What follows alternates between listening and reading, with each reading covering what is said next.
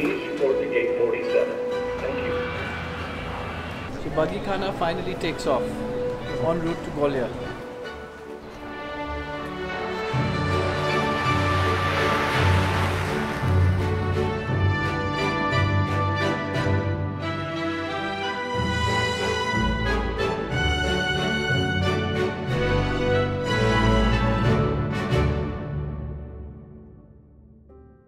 My guest this morning is not just a petrol head, but he's my partner in crime. He's somebody that I spend a lot of time discussing cars with and also working very closely on building my collection.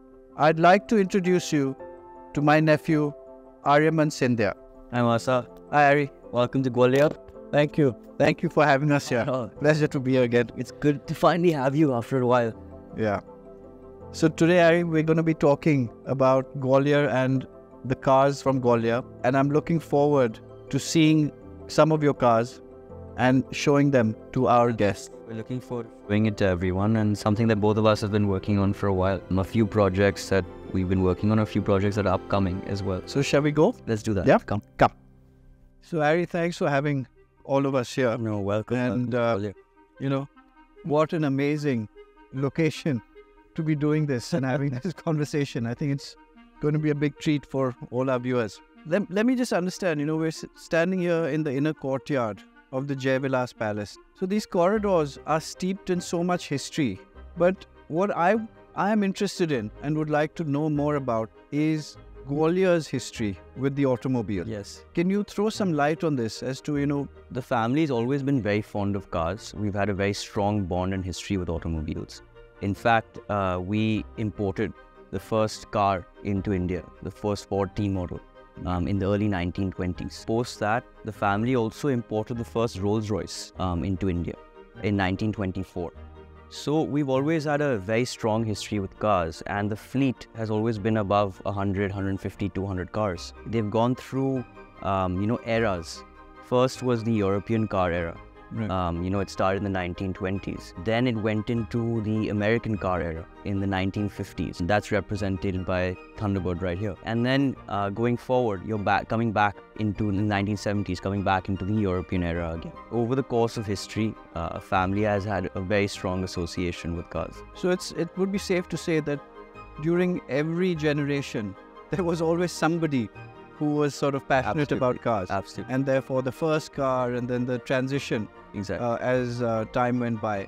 Any idea as to where some of the older cars are? So yeah, I mean, we're definitely tracking these cars, trying to find out. That's been one of my missions. You know, after I came back from college, since I share this huge passion for cars with you, I was on this mission to find and locate all the family's old cars across India and even across borders. But I think that journey continues, it never ends. You still continue to look for old cars and you find these hidden gems, and then you can't get your hands off them. Correct.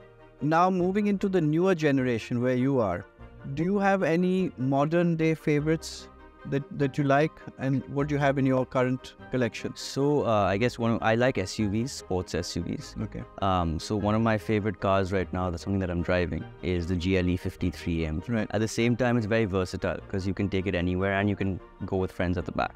Correct. So it's super fun, and that's something that I enjoy a lot. So that's got the looks. Exactly. It's got performance, and it's also practical because it fits a lot of people. Exactly. That's the whole idea. That makes sense. So this is also another very, very special car. Yeah. This was the second car, in the collection. The attention to detail is pretty clear. The way they've done the paint job, the chroming, even the small details in the interior. It just makes the car stand out. And the color, this bright baby blue, it's making it feel so retro. Yeah. It brings out the beauty of the car and the lines of the car. The car previously belonged to my great-grandfather, and it was in Bombay, and then passed on many hands. And in fact, I'll show you the original condition of the car. We documented everything. If I look at this car, I think arguably she might be the best restored Thunderbird in the world. Definitely. Definitely. The attention to detail is just outstanding. So the whole restoration process has been very meticulously documented. Absolutely. You can see how rusted the car was, in a bad condition, nothing. Literally, it was a bare shell almost. Yeah, So this could only be done by a true car lover. Oh, absolutely. I mean, if you look at the detail of the chrome work, even over here, it's just stunning. Yeah. I don't think I've seen such kind of chrome work in any car in India. Man, the paint job, the consistency and the smoothness of the paint is just, it's unmatched. Yeah. You're also a sort of you're a custodian of these pieces. You said, these are true pieces of art today. Yes. They cannot be, they're limited numbers. Yes. So yeah, that's great. Could you just quickly show us some of the detailing, starting from the engine? Let's start with the engine. I think that is also, a masterpiece. So just look at, how clean that engine is. It almost looks like it's just come out of the showroom. It's immaculate. When people see this car, they're like, oh my God, have you just bought this car right now out of the showroom? They're still producing this car. Yeah. And, they get really surprised by how clean and how well all the wiring has been put back into place. Stunning. It's a beautiful car. It's a V8, producing about 150 horsepower. Yeah. So it's quite something. I'd love to put it in my living room. It won't fit, but I'm sure you can do it in yours. Yeah, definitely. And then, of course, the interior spec is something special as well. Even just the spec, the paint job, the interior white coloring. And the work on it, the kind of, finishing, the small things like the chrome knobs, the shells, all of that, the dashboard, it's just the radio.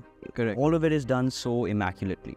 This car also, I think, like the Isetta, has a trick steering wheel, right? Correct. So what happens is that because you are so close to the seat, so the original position of the steering wheel is like this. So when you get in, you kind of push the steering wheel to the side and you get in. Yeah. And you move the steering wheel back. So that's how the kind of, attention to detail even in those days. So, I mean, the car is, of course, completely original. Yeah. Nothing has been put into this car that is not of the original spec. Right. In terms of, the drive, it's an automatic drive. Very smooth, very, very silky. When you're driving, you don't even feel the gear change. And it's of course, the noise of the sound of the car is also something special when you start her up. Right. You feel like you're driving something, nice and powerful and big, which is something special in India. Right. And of course, when you're driving this, all the eyes are on you. Yeah, you love it. Yeah, yeah, absolutely. It's a showstopper for sure. Showstopper. I mean, it's the car, the restoration. I mean, some of the work that you and I have done together is like small details, like even putting the crest, correct, hand painted onto the car, right, which adds a lot of attention, to it as well.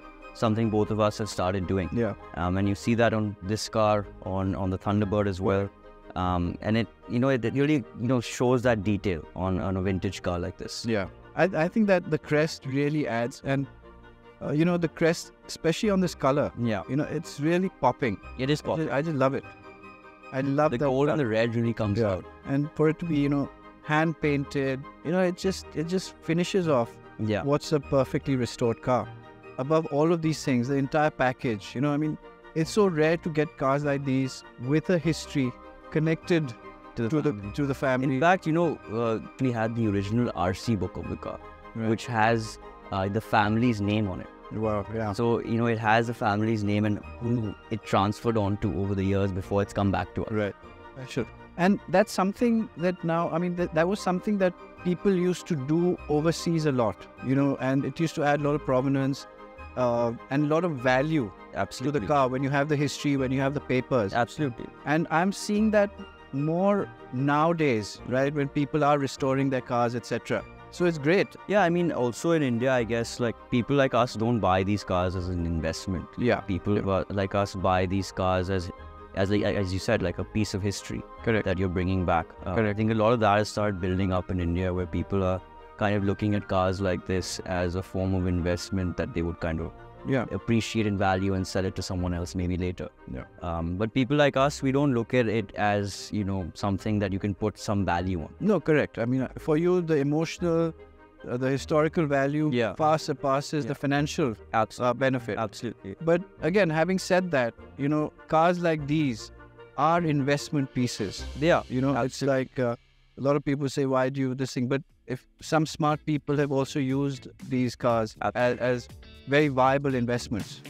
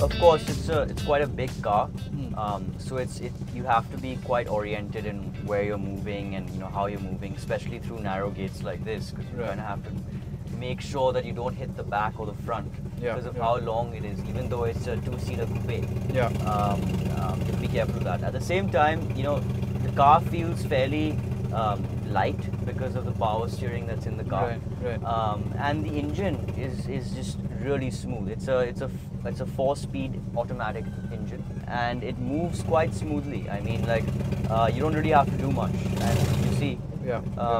What's the performance? What's the engine size? So the engine is a V8 engine. Okay. And it produces about 150 horsepower. But for that time, a V8 at 150 horsepower is a very, very decent sized engine. Correct. And sporty enough as well. And the time this car was created was also a very retro time, kind of like the time where cars were designed as spaceships. So you see a little bit of that in the headlights and the rear view lights as well, as well as like the long cylindrical design, of the lights. So, and the sharp kind of fins that the car has across the body. So you see these long lines, running across the body. But that being said, the car is extremely, extremely, smooth to drive. It has very deep, good pickup. You can hear that engine roar. Lovely. And it's perfect for even long distance. So when I used to drive this car, even on the C-Link in Bombay, and I used to take it on rounds and really open the engine up. So it's a car that's been driven a lot and is used to being driven a lot. So, and it's a very easy drive. Yes, it's a very large car to maneuver, but at the same time, it's a very, very smooth, easy drive. It's a cruiser. It's typical. I mean, that steering wheel is just. I mean, I can just. You're pretty much. See the way I'm. With a finger. The way I'm kind of moving and maneuvering the car. I can literally. You're right. I can literally use my finger. That's how smooth it is.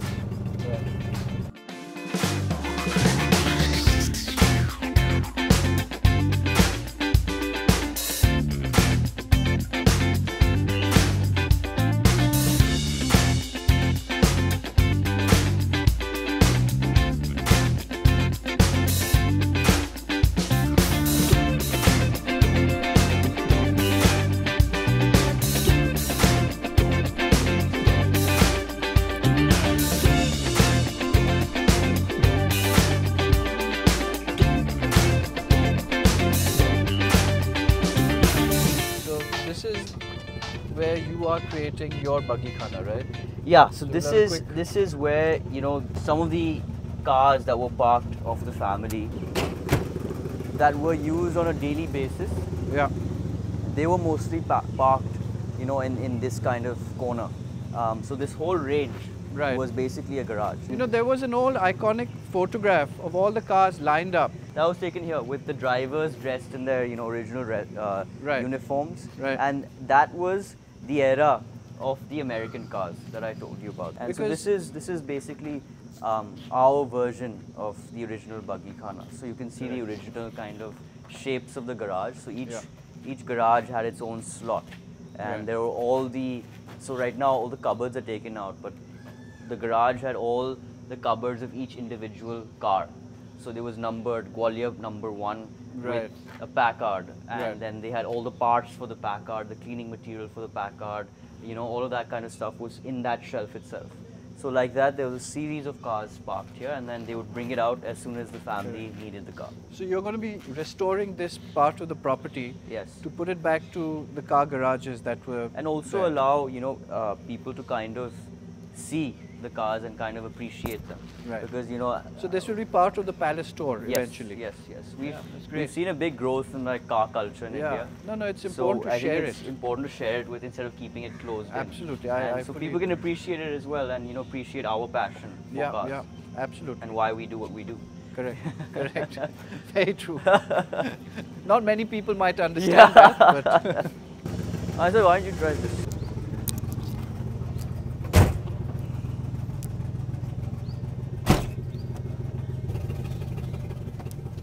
You're good.